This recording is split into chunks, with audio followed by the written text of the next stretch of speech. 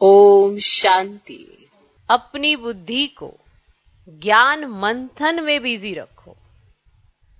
ज्ञान मंथन में बिजी रखो तो सब फिक्रातों से फारिग हो जाएंगे, सदा खुशी बनी रहेगी। ठीक, अपनी बुद्धि को ज्ञान मंथन में बिजी रखो। माना बुद्धि जो है वो अपना कार्य करती है। मन संकल्प रचता है, बुद्धि मनन चिंतन करती है, मालूम है ना। तो अब किस बात का मनन चिंतन कर रहे हो, ये आत्मा पर निर्भर करता है कि वो इन दोनों को क्या कार्य देती है। अब हम सोचते हैं कि मन के वशीभूत आत्मा है, ऐसा नहीं। आत्मा के अंडर मन बुद्धि है, तो मन में क्या संकल्प आएगा क्या नहीं, ये आप निर्णय करते हैं। आपकी बुद्धि कहाँ जाएगी कहाँ नहीं, ये भी आप निर्णय करते हैं। लेकिन जब पता नहीं था तो कहीं भी जाते थे, जहां जा रही है जाते रहे, जो संकल्प आते हैं आते रहे। तो अब ऐसा नहीं कर सकते। अब मालूम है कि राजा की सीट पर कौन है और मंत्री कौन है। पहले मंत्री के अंडर थे राजा, तो फिर उसी का शासन था।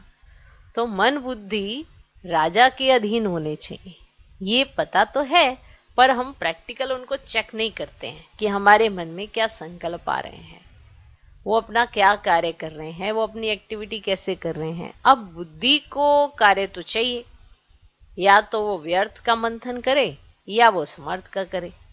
अब समर्थ के लिए हमारे पास ज्ञान धन है, तो उस पर अपनी बुद्धि को लगा के रखें, मनन चिंतन करते रहें। अब फिक्रात किस बात की होती है, फिक्रे किस चीज की है, यही ना, क्या करें कैसे करें, क्या होगा क्या नहीं होगा। जब आपकी बुद्धि ज्ञान मनन चिंतन में बिजी रहेगी तो वो फिक्रात क्यों करेगी, किसी बात की फिक्र क्यों करेगी, क्योंकि उसे पता है मेरे साथ कौन है। माना आत्मा के अंडर मन बुद्धि है, और आत्मा पावरफुल इसलिए है कि ऑल माइटी अथॉरिटी उसके साथ है। तो ये दोनों भी अंडर हो गए, माना राजा के अंडर मंत्री। अब राजा किसके साथ, सुप्रीम के साथ, तो फिर ये दोनों कहना नहीं मानेंगे, मानेंगे ना। तो सब फिक्रातों से आप फारिग हो जाएंगे और आपकी खुशी सदा बनी रहेगी। खुश रहने के लिए आपके मन बुद्धि आपके अंडर होने बड़े जरूरी है। अगर आप चाहेंगे मैं खुश रह लूं और ऑटोमेटिकली अपने आप रह लूं, ऐसा नहीं होता।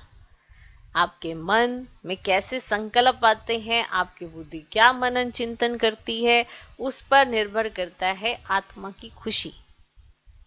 तभी किसी दिन तो आप खुश होते हैं, किसी दिन आप नहीं खुश होते हैं। कभी तो कोई पॉइंट याद आ जाता है तो खुश हो जाते हैं, और अगर पॉइंट कोई व्यर्थ का चल पड़ा तो उदास हो जाते हैं। दिन तो वही है, कोई नई चीज तो आई नहीं है, या ना ही कहीं से क्रिएट होकर आई है। अगर ड्रामा प्लान अनुसार कोई चीज आती है फिर तो समझ में आता है कि सब पे परिस्थिति आई है। लेकिन अगर बैठे बैठे ही खुश होना, बैठे बैठे ही उदास हो जाना, तो ये डिपेंड करता है कि आप मन बुद्धि के अंडर हैं या वो आपके अंडर है। तो आपने बुद्धि को कार्य देना है मनन चिंतन का, ज्ञान मंथन का। अगर उसमें बिजी रहेगी बुद्धि तो फिक्रातों से फारिग रहेगी, कोई फिक्र उसे नहीं लगेगी, और वो खुशी भी अनुभव करेगी आत्मा, तो खुश रहेंगे।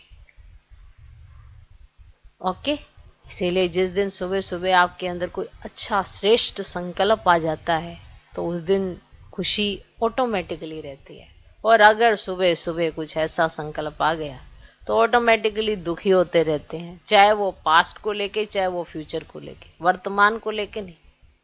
चाहे या तो पास्ट में रहेंगे या फ्यूचर में रहेंगे, वर्तमान अपना खो देंगे।